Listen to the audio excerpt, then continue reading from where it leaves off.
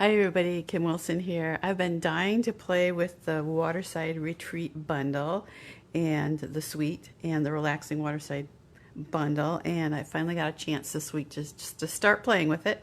So I'm going to be playing with it all week, and so excited to show you some of the things I came up with first. So the paper is so pretty. It's got these beautiful beautiful colors. So Pecan Pie, Pool Party, and Misty Moonlight are the predominant colors there, so pretty together. And this one sheet of the paper has panels that you can cut apart, and so that's what I did first. I like to gather all the supplies that go together first, all the colors, all the ink pads, all the embellishments. So I bring everything together and kind of lay it out, grab some ideas online that I see to get me started, and then I just go to town. So I started out with the easy panels, and so I came up with 4 easy cards with the panels, and I didn't choose to use these little tiny ones here. I thought maybe I'd use the other side, which is this really fun stripe for those, or I'll just tuck them in my bag and use them later. But it has 4 rather large panels, and so came up with these, and so I used Misty Moonlight to mat the two smaller pieces, and then the 2 larger ones were big enough to put by themselves on the cards.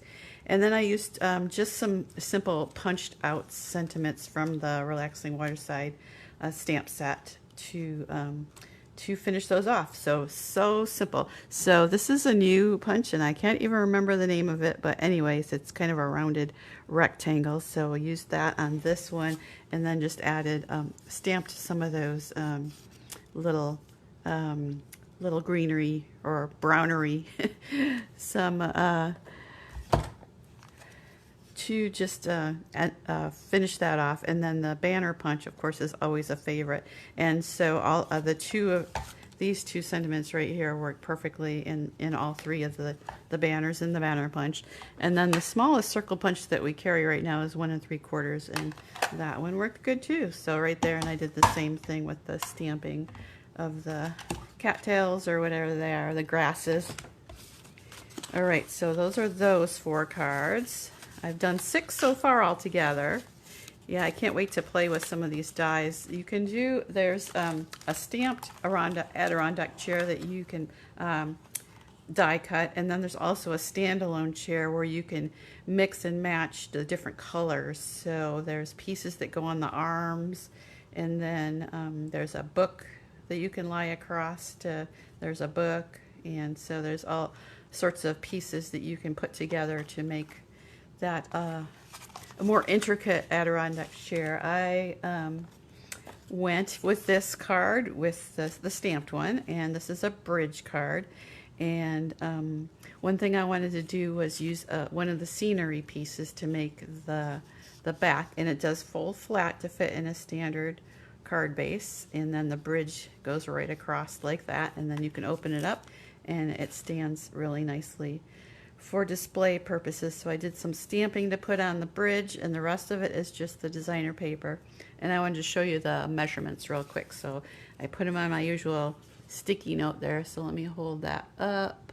I can't see my phone very well, so hopefully you can see that. But for the bridge itself, I just actually not for the bridge, for the designer paper that goes across the back here, I just wanted to point out that these are 1-inch strips, and then the middle one is let's see, 2 3/4.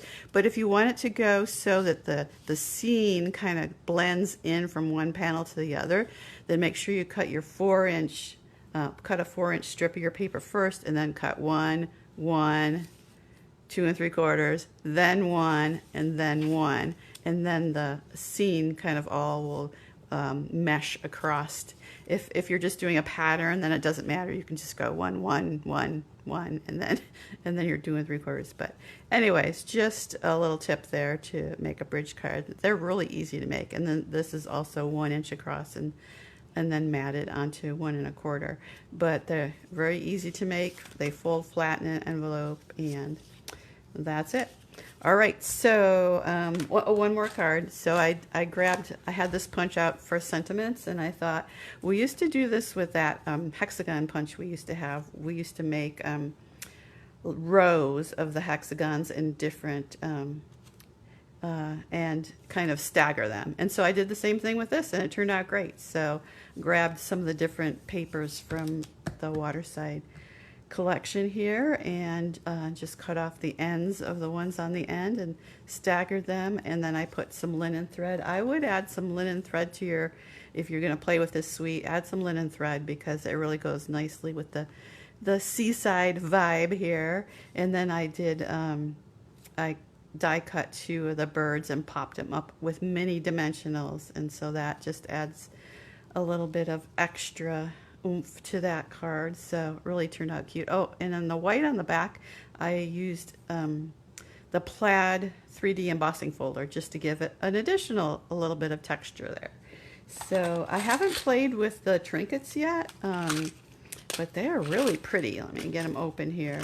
I wouldn't put them on a card you're sending in the mail without extra postage, because they're very, they're not going to bend or anything, but they're so pretty. And they have a little hole there too, so you could make like earrings or a charm or something out of those. So pretty and shiny. So I'll have to add those to one of my next cards. And of course, don't forget to stamp on your envelopes.